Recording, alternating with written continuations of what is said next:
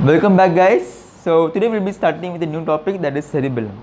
So as far as your exam is concerned, cerebellum is a very important essay question.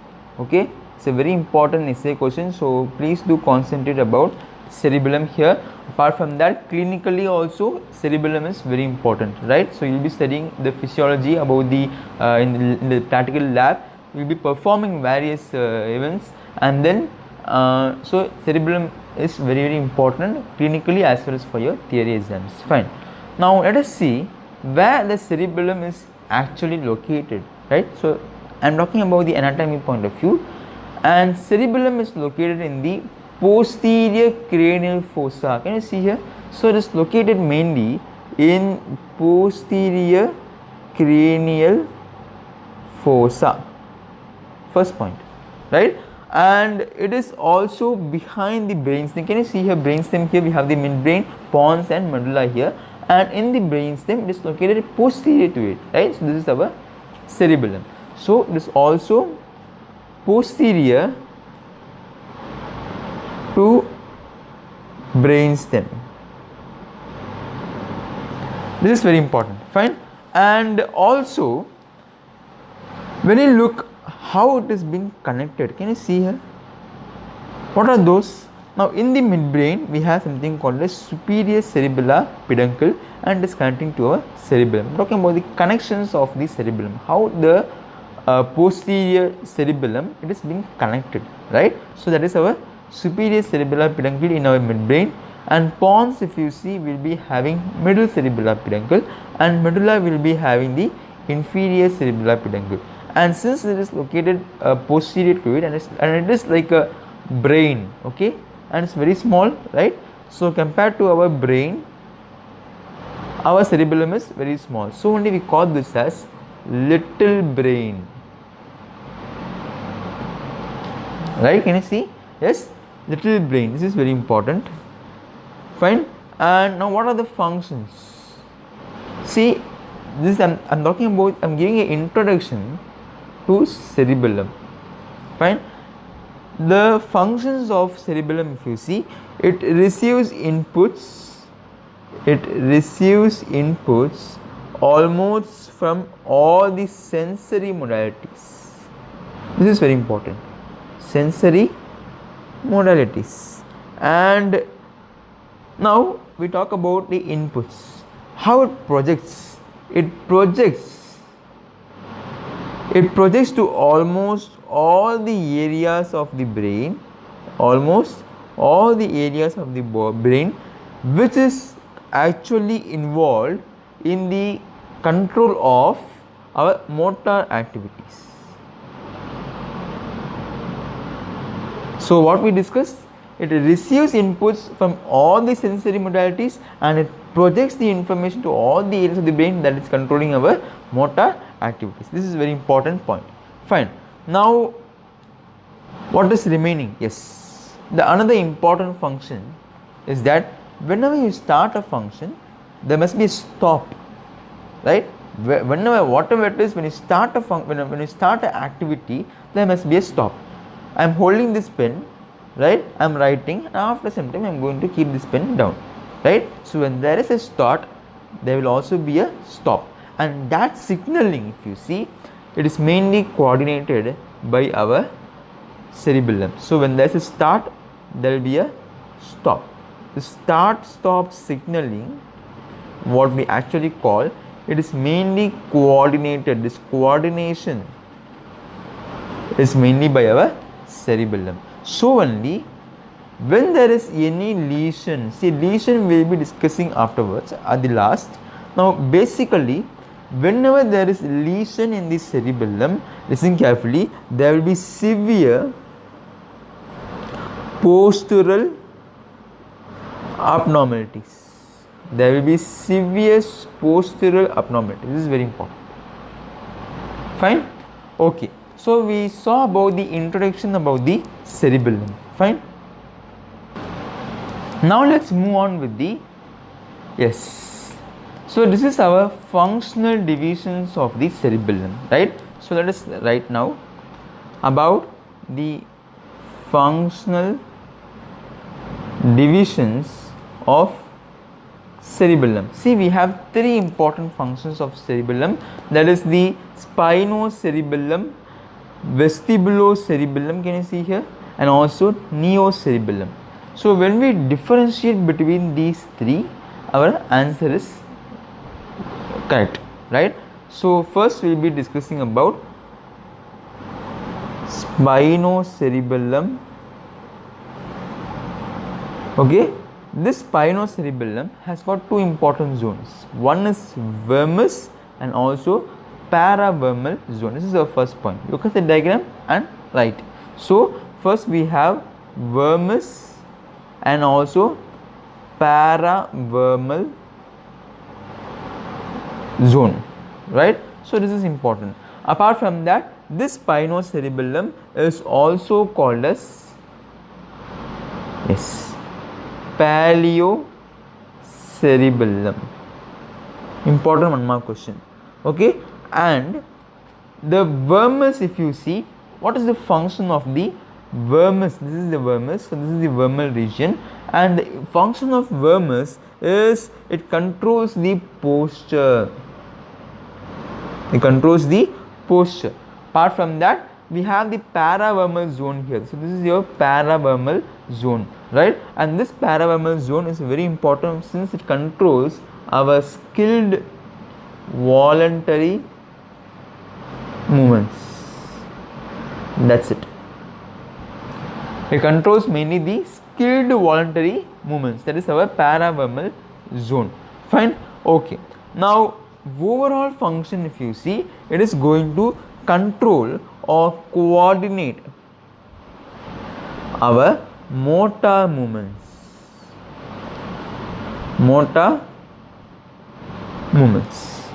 And we must also discuss about the nuclei. Since I have not taken the nuclei of the cerebellum, we will be discussing it later, and then we will come back and see what are the nuclei present over spinocerebellum. Fine. So we'll just keep it like this, and then we discuss some points about the spinocerebellum, right? Next we will be moving on with the next one, that is the vestibulocerebellum. Can you see here vestibulocerebellum here? Right. So we will see about vestibulocerebellum. Now when you hear the word vestibulo, what really comes to your mind? Vestibular apparatus? Yes. So vestibular apparatus is something like what? Balance, equilibrium, and this is very important. That is the function I am talking about, the balance or the equilibrium. Apart from that, also helps us in eye movements. Fine. These are the function. Now we discussed that in spinocerebellum it is also called as paleocerebellum, right? Now if you ask me, is there any other terms for vestibulocerebellum? Yes, it is there. That is called as archicerebellum. That's it. Archicerebellum. Now what is so special about vestibulocerebellum? It has got a flocculonodular lobe. Okay, let me use different color. A flocculonodular lobe, very important. Vestibulocerebellum has got flocculonodular lobe. Apart from that, if you look at the function, we discuss one function, that is the balance and the equilibrium, and also it is involved in regulating vestibulo-ocular reflex, right? Vestibulo-ocular reflex. So only if you look at the nucleus, so here I can discuss about nucleus because this nucleus is not present in the cerebellum. It is not present in cerebellum, but this nucleus, it is present in the vestibular apparatus. That's what we discussed. Vestibular apparatus, because it is going to regulate our vestibulo-ocular reflex, right? So this nuclei is present in the vestibular apparatus, and we name this as vestibular nucleus. We name this as vestibular nucleus. Very simple. And if you want to see, yes, so we have the vestibular nuclei here. That's it. Okay. So this is all the points about vestibular cerebellum, and the last one what we are going to discuss is the neocerebellum. Yes, we will discuss about neocerebellum now. Now right here, neocerebellum. This neocerebellum is very important. It's also called as cerebrocerebellum. That's it. Actually, neo means what? New. I told you, right? It's new, and so it is new in evolution, and its main function is that it is going to help us in planning. Okay, we all plan, right? And not only planning, it also helps us in programming. Okay, planning and programming. What does it program? Yes, all our motor movements. That's it, motor movements. And I am yet to discuss about nuclei, so let us leave a gap over here. Yes, now we will go on and see about the nuclei and other things.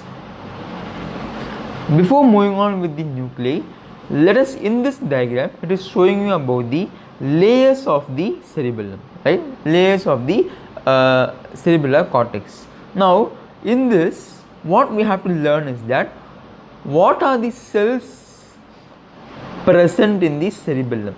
There are actually 5 cells, okay, and notably first very important is our stellate.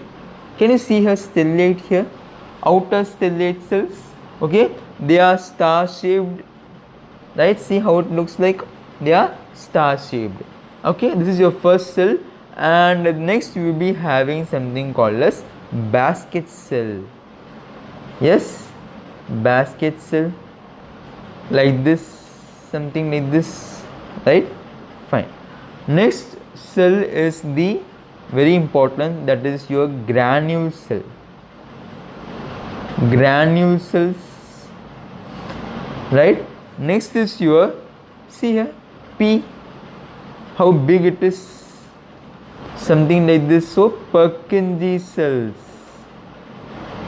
Rest, and your last one is your Golgi cell. Fine.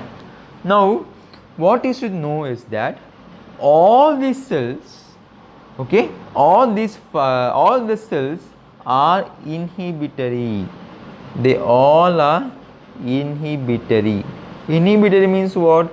They are going to release GABA. Fine. Okay, but except only one cell, that is your granule cell. This granule cell is excitatory.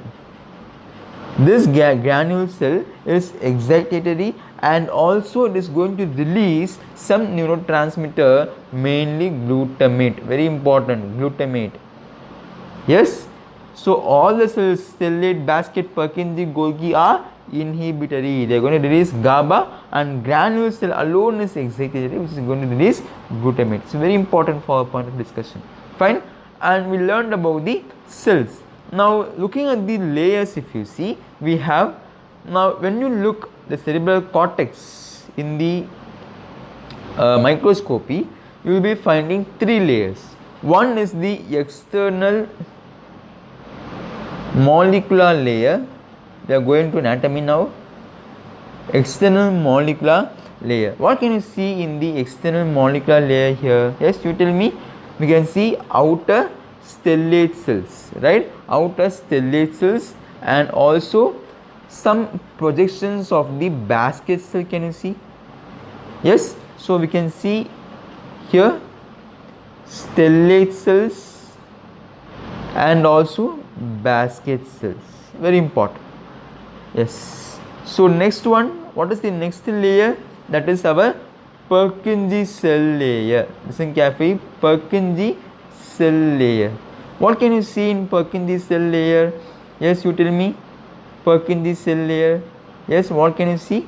Only the Purkinje cells. Purkinje cells. Next, very important, your next layer will be the inner granular layer. Inner granular layer. And what can you see in inner granular layer? What we discussed? Yes, can we see a granule cell here, and also we can see Golgi cell here, right? Granule cell and the Golgi cell. So we can write here granule cell and also Golgi cell. Yes, so this is very important. We discuss about the 5 cells. Okay, we discuss about 5 cells and also the layers of the cerebral cortex within the cells. Fine? Okay. Now it's time for us to see about the nuclei. Very important. Fine? I'll make it very simple. Don't worry. Nuclei of the cerebral cortex. Listen carefully. Now nuclei, if you see, all the nuclei, they are deep in location. They are deep in location. And all the nuclei are excitatory. This is very important. What we discuss in cells, 5 cells, they are inhibitory, except one, granule cells, inhibitory. Okay, I'm sorry. So granule cell is excitatory. So here all the nuclei are excitatory. Very important. Now we will be seeing what are the nucleus, right? We all know ABCD, right? Now tell me what is after D. D, E, F, G. That's it. So D, E, F, G. D for dentate. So can you see here dentate nucleus here? Very important. This dentate nucleus is the largest, okay, and is lateral most, right? This is very important. E is something called as emboliform. Where you can see emboliform nucleus? Yes, emboliform. F is the fastigial cells, fastigial nucleus, and your G is nothing but globose nucleus. See, fastigial nucleus here and globose nucleus here. Fine. So these are the nuclei. What I told you. Now we will be moving on with the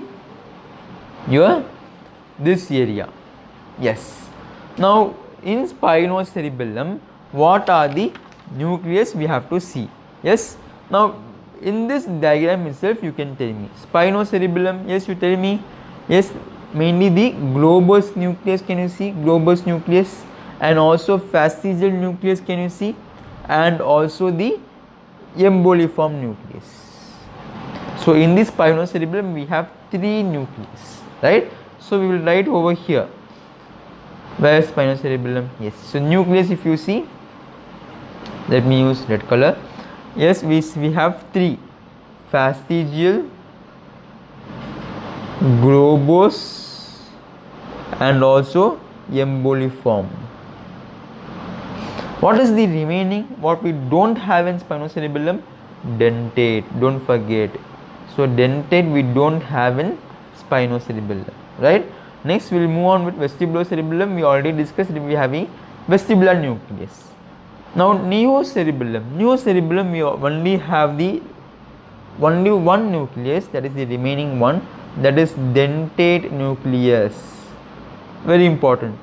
So dentate nucleus is the largest one, lateral most. Okay, remember those points. Okay, fine.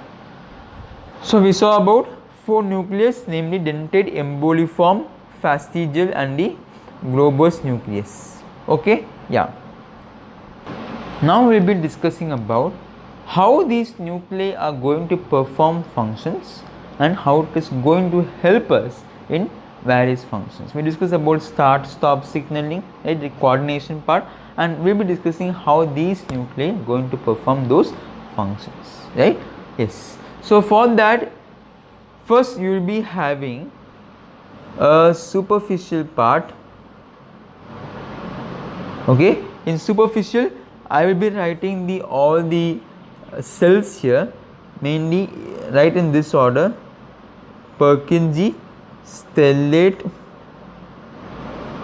basket, and what else? Golgi, right? For now, let's just write about the all the four cells: Purkinje, stellate, basket, and Golgi.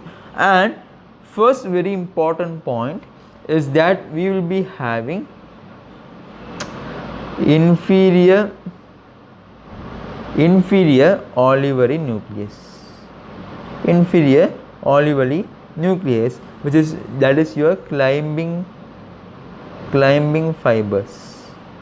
This climbing fibers or your inferior olivary nucleus is going to stimulate excitatory your superficial, that is your Purkinje fibers, right?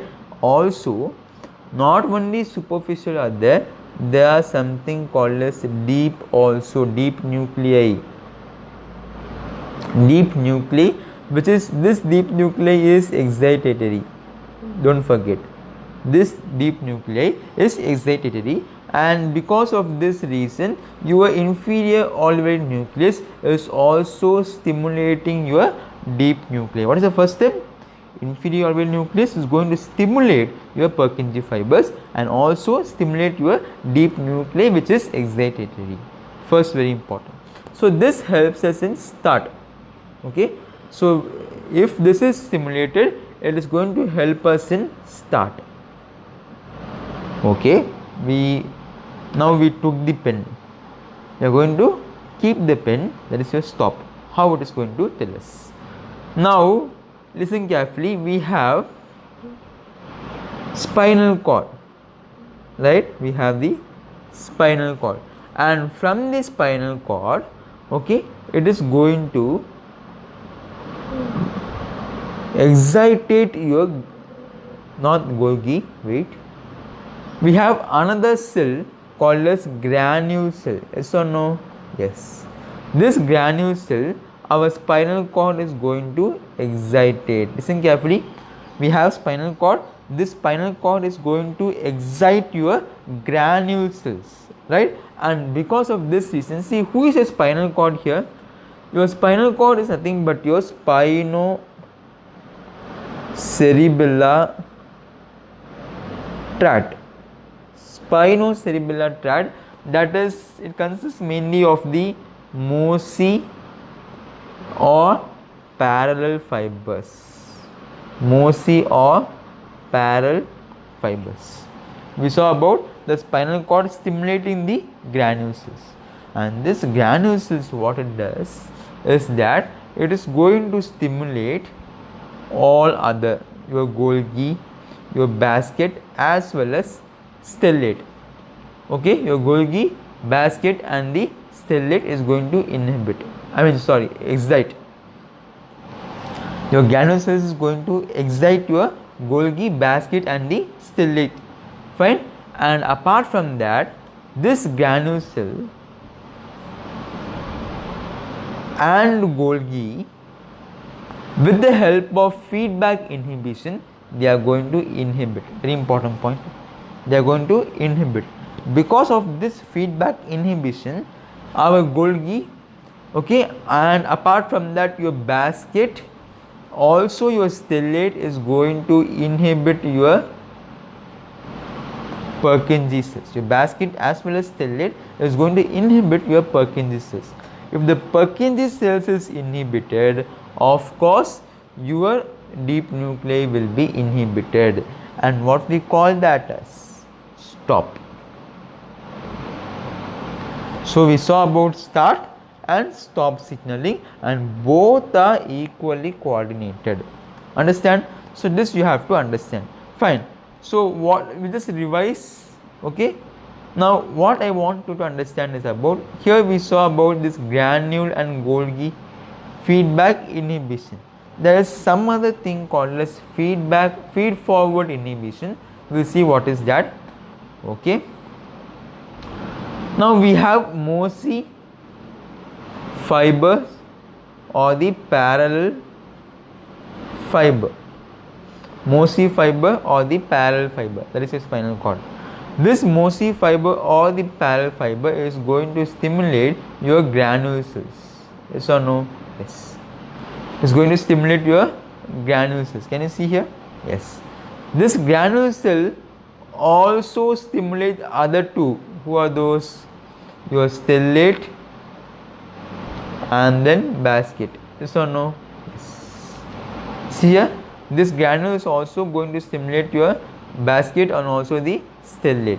And this stellate and basket are going to inhibit your Purkinje. This is important. Purkinje. This is the concept we have learned. Yes. Now, what is most important is all those things till here they are called as feed forward inhibition. That's it. Feed forward inhibition. Okay. So we discussed about feed forward inhibition now. Yes.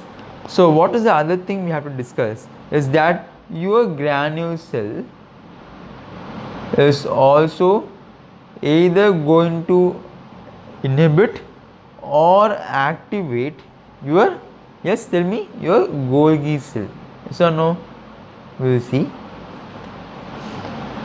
So we have granule cell here, Golgi cell here. It is going to activate or inhibit your, that is coordination. It all depends upon the cerebral cortex to activate or to inhibit. Fine. So granule cell to activate or inhibit the Golgi cell, this we call it as feedback inhibition. That's it. Feed forward inhibition, feedback inhibition. We have discussed thoroughly. Yes? Okay. Now a last topic of discussion is that cerebellar lesions. Very important. What do you mean by cerebellar lesions? Listen carefully. I told you about a very important function, that when there is a start, there will be a stop signaling. This start and stop signaling is affected, then you get all those cerebellar lesions. Yes. Now what are those cerebellar lesions? We will discuss now. Listen, first, very important. Those patients are like drunken. When they drunken, how they walk? Yes, they be walking like a slanting away like this. That we call it as drunken gait. Drunken gait. That is, this drunken gait is nothing but the incoordination on walking. Very important. This drunken gait is also called as ataxia. Fine. Okay. This is your first one. Next very important point is that when you move beyond the target, when you are going beyond the target, then you get a condition called as post pointing. Okay, post pointing. That's it. When you are moving beyond the target, then we call it as post pointing. Fine. Next very important. See, listen carefully. This is my, this is my hand. Okay. Now when I resist my hand on moving like this, I am resisting my hand on moving like this. When I resist my hand and suddenly you remove, I apply a brake, right? I am resisting my hand here and suddenly you remove, I apply a brake. But now this patients, when they are doing like this, when I suddenly remove, they are going to hit themselves. When they are going to hit themselves, they are not able to apply brake. Yes. Then we get a condition called as rebound phenomenon. Rebound phenomenon. They are not able to apply brake. So no brake mechanism there. Fine. Okay. Next very important point is that, see, have you seen classical singers doing this type of movement? Yes, sarigama, right? So this type of movement, this repeated, this type of movement, that we call it as diadicokinesia. Diadicokinesia, right? So this type of movement we call this as diadicokinesia. Now there are patients with cerebellar lesions where they are not able to do this kind of lesion. where they are not able to do this type of movement, then we call it as dysdiadochokinesia. Dysdiadochokinesia, very important. Dysdiadochokinesia. What is diadochokinesia? What is this movement? What we call in English? Yes, there is alternate supination and pronation. Yes or no? Alternate supination and pronation. Fine. This alternate supination and pronation is not able to do in our cerebellar lesions people. Fine. That we call as dysdiadochokinesia. Okay. Next very important point is that tremors. Okay. Tremors. These tremors, they are not seen during the rest. At rest, the tremors are not seen. So only we call this as intention tremors. Intention tremors, very important. They are not seen during the rest. Fine. So this is all about the very important cerebellar lesions. So far we discussed a lot of things about cerebellum, right? So if you have understood, very good. So and then please try to subscribe and like my channel. Thank you. Have a nice day.